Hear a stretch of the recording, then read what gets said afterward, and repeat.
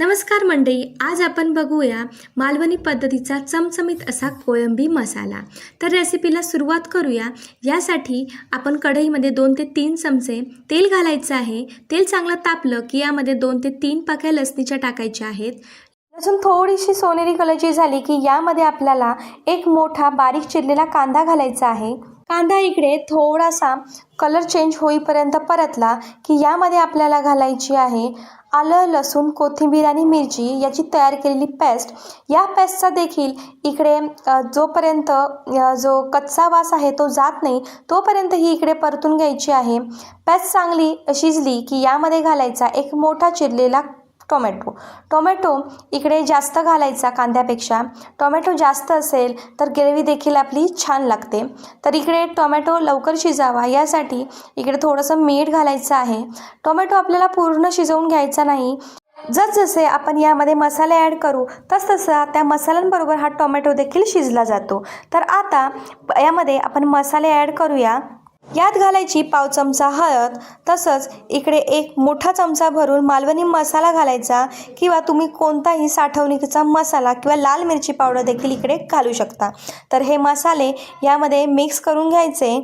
Tomato आणि कांदा घालून अशा प्रकारचा कोळंबी मसाला तुम्हीही घरी केलाच असेल, पण यामध्ये एक वेगळा पदार्थ आपण घालणार आहोत, ते म्हणजे ओलं खोबरं। एक छोटी वाटी यामध्ये ओलं खोबरं घालून बघा, ग्रेव्ही खूप छान तयार होईल। तर त्याबरोबर एक चमचा इकडे चिकन मसाला घालायचा। सगळे मसाले घालून झाल्यानंतर ही ग्रेव्ही 2 ते 3 मिनिटं व्यवस्थित या तेलाबरोबर परतून घ्यायची। टोमॅटो इकडे चांगलाच मऊ पडलेला आहे, तेलही चांगलंच इकडे सुटलेलं आहे। आता यामध्ये घालून घ्यायची कोळंबी। इकडे मी अर्धा किलो कोळंबी आणली होती, सोलून ही पाव किलो झालेली आहे। अर्धा तास पूर्वीच मी याला मीठ आणि हळद लावून ठेवलं होतं। ही कोळंबी मसाला बनवण्याची वेगळी पद्धत म्हणजे इकडे आपण पाण्याचा अजिबात वापर करणार नाही आहोत। तेलाबरोबर आणि या ग्रेव्हीबरोबरच ही कोळंबी छान शिजली जाईल आणि याला आपोआप पाणी सुटेल। फक्त गॅस एकदम कमी ठेवायचा आणि 2 ते 3 मिनिटांनंतर पुन्हा ही अशी ग्रेव्ही मिक्स करून घ्यायची, म्हणजे ही तळाला लागत नाही। जरी यामध्ये आपण टोमॅटो घातला असला तरी यामध्ये अशी ही 2-3 कोकमं घालायची, त्यामुळे या कोळंबीला जो उग्र वास असतो तो कमी होण्यास मदत होते। तर या ग्रेव्हीमध्ये कोळंबी घातल्यानंतर याला शिजण्यासाठी 10 ते 12 मिनिटं लागतात।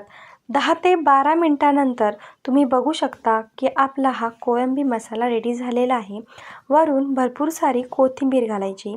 तर अशी ही कोळंबी मसाल्याची रेसिपी तुम्ही पण करून बघा आणि व्हिडिओ आवडला तर व्हिडिओला लाईक, शेअर, सबस्क्राईब करायला विसरू नका।